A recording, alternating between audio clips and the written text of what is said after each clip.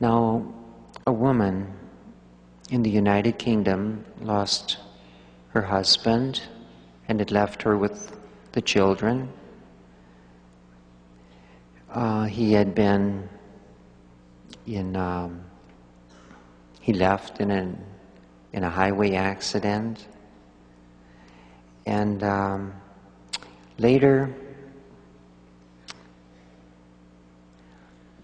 all the cares of this large family were on her. She wondered what to do. Now there are the little children in the family. Large means anything over one child. I had one child, I thought it was a big family. But this is a large family. Big is one child, large is anything over one, two and more. Well, she had this large family to care for. When her husband had been alive, child care was not an expense because they could share the duties. They would juggle their schedules so that someone was always there for the children. But now suddenly she was faced with this expense because the children needed to go to school and they needed a place to stay in the meantime. When she came home, and she looked at the expense and she said, how am I going to afford this? The people at work had been wonderful to her. They had given her a lot of time, off work, let her heal, but she also felt it was time to get back. And then she said, I don't know what to do. And she sat down to contemplate. In other words, she wanted to meet with the Mahanta, the living Ekmaster, the inner master, her spiritual guide, and ask for guidance.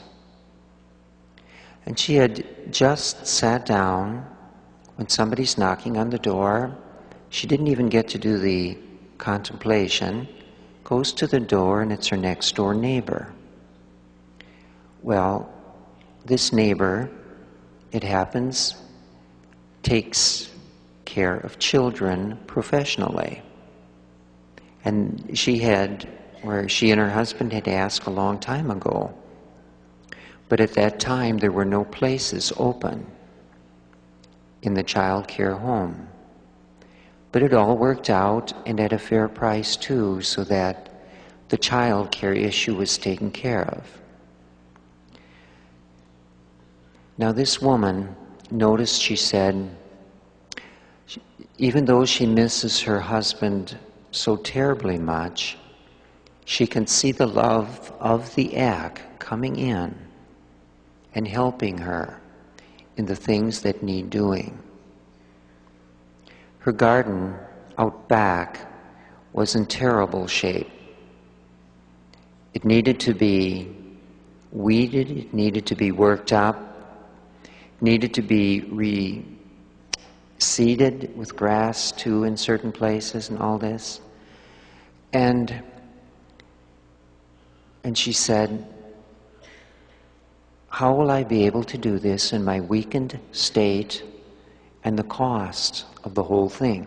Well, she got 3 bids from professional people, and she found out, some would do a whole lot for a whole lot of money, others would do medium amount for a medium amount, and others would do pretty much just, putting new turf in, and that was the least amount.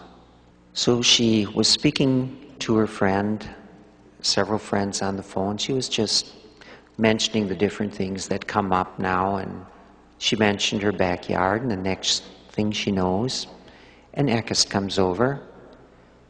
He says, well, I can cut the grass. Got some sort of knife in the kitchen, gets himself a knife and goes out there and he starts chopping away at the grass.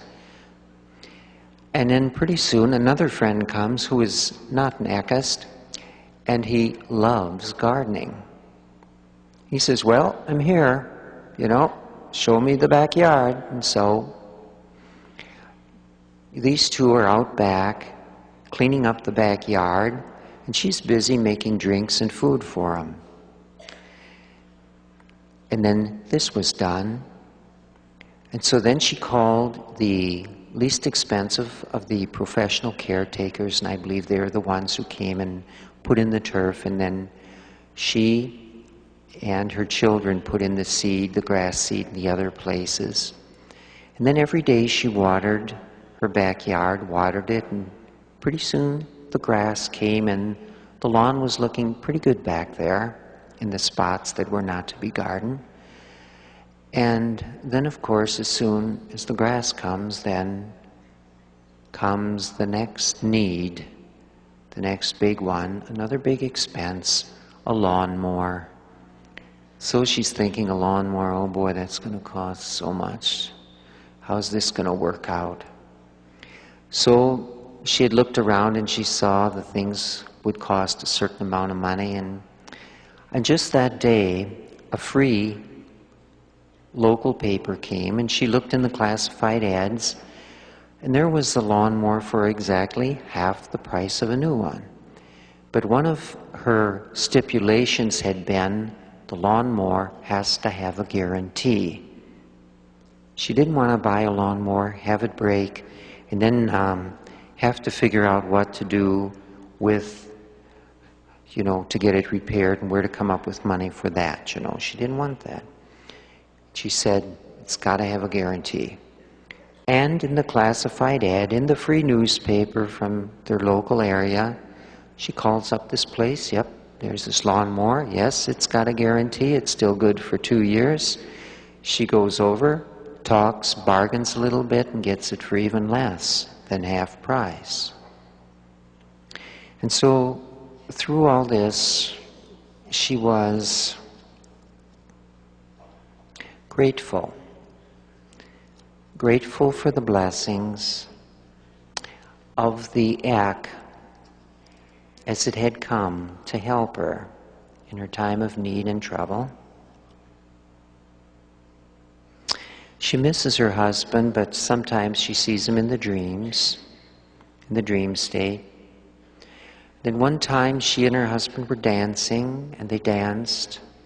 And then suddenly she felt herself lift from the floor, and they went higher and higher toward the ceiling. And it was a most wonderful, wonderful feeling to be in the arms of her beloved, dancing ever higher and higher toward God. And then suddenly there were the white lights of God very near this high ceiling.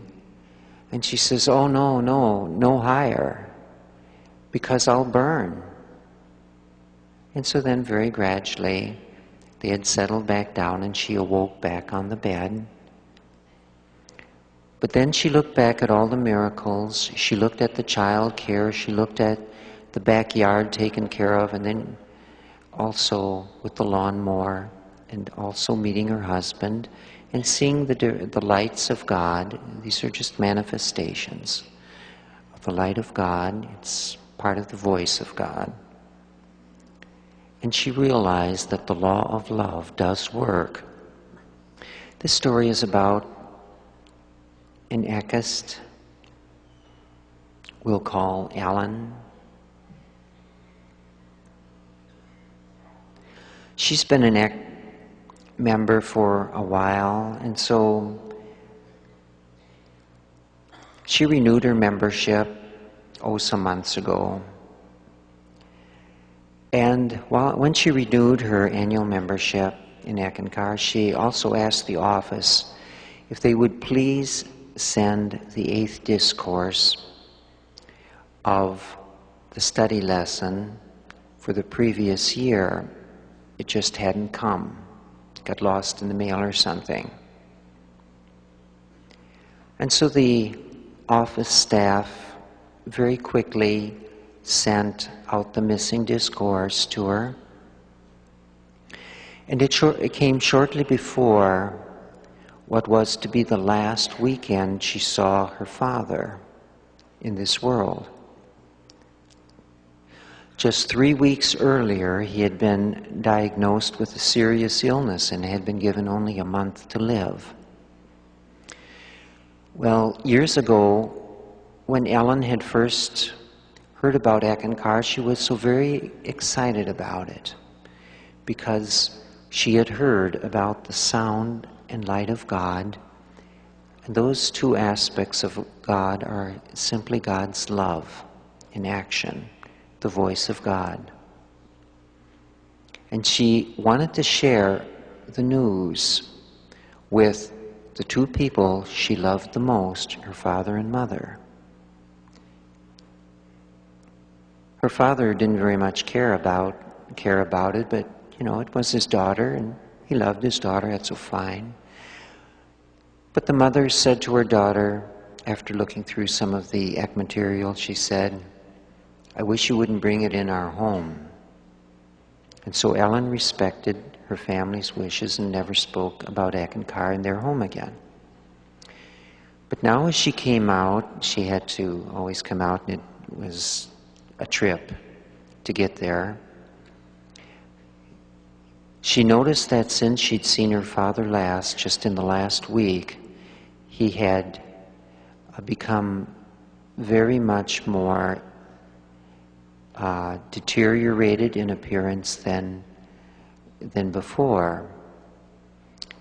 And so this missing discourse that she had got in the mail said to share the Ek with those whom you love. And so Ellen decided to do that. And she spoke to her dad very earnestly. She says, "Dad, when I was sick, this name of God," and she called it a special spiritual healing sound. She said, "This sound was able to help me. Maybe it can help you."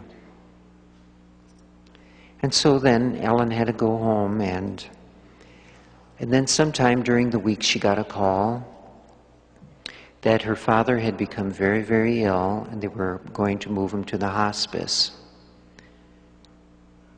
from the hospital. And so that's how it was, or from home.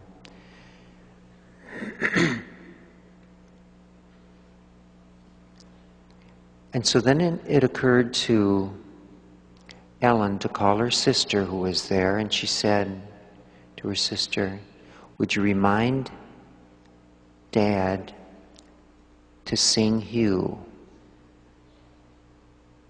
A little while later, her sister called back and said, "He has been singing it all along. He's been saying Hugh all the time." Now, Ellen knew this was special because her dad was a very down-to-earth person, and he didn't do what she called odd things like this, just chanting Hugh for the fun of it, simply because one of his daughters asked him to. He was doing it because it was helping, Ellen believed. It was giving him some sort of comfort.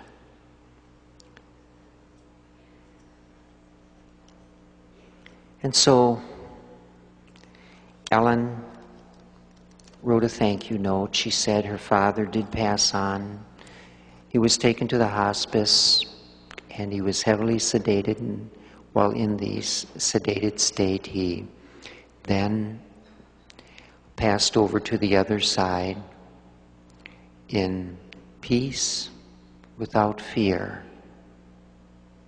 And she was so grateful that the Ek teachings had allowed her to share this ancient name for God with her beloved father. And he certainly would have used it only if it had helped him, as it apparently must have. And Ellen looked at this whole thing and she concluded, she said, "In one's daily job and routine, sometimes little things can end in a very meaningful result." And so she'd sent a thank you letter to the EC office, thanking them for so promptly sending the missing EC discourse. And she also thanked the Mahanta for being there and helping her father and her at this very difficult time in their life. But this is the law of love in operation. We love because God first loved us. And so I would like to say also, I love you, and may the blessings be. Thank you very much.